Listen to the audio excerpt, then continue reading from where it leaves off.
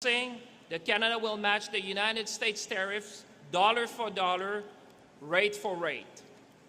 Effective September 8, Canada will impose counter tariffs of up to 15, 25, or 50% on $27.6 billion in imports from the United States of America.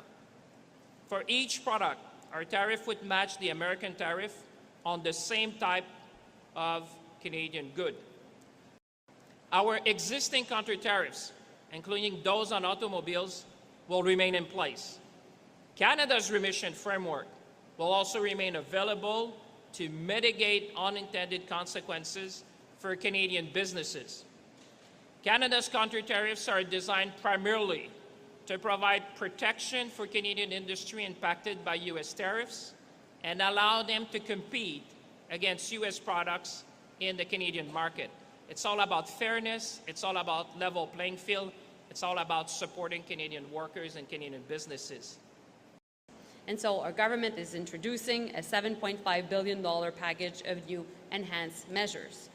So this package includes a lot of support through different agencies.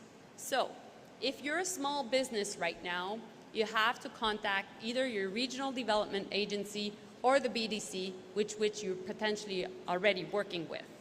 Small businesses, through the regional development agencies, will have access to $3 million of non-repayable loans, so basically grants for $3 million, and up to $2 million of interest-free loans. And the businesses that will be able to have access are around those that will have $1 million in revenues. For many of you watching us right now, you may ask yourself, what can I do? What can I do to help? This morning, I had the chance to talk with many associations of retailers to really have them on board to make sure that at your grocers, at your local shop, that you understand what are the Canadian products. And I have their support to make sure that's the case. And we will push them to make sure that that's the case, because that's really how you can help. If you see a Canadian product, please support it. Because what is really important from this new chapter of the trade war is that actually when you choose a Canadian product, you're not only putting pressure on the US. Right now, you're protecting jobs. When we're looking at the counter tariffs, we're looking first at protecting the businesses that are affected here, because if they were exporting to the US, we need to make sure that the competitors don't have access to the Canadian market in a better way than their own products. And that's why the retailers need to show that the product is from Canada. For a second, we're also targeting products that will target states in the US.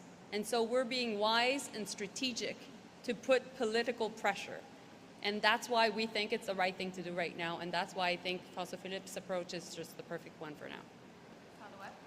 Ontario Premier Doug Ford called the president a loser. He called him the king of bankruptcies and used some other colorful language to describe the president.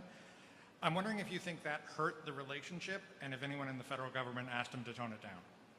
Listen, we have seen this for a long time. Minister Joly and I have been both Foreign Minister of Canada.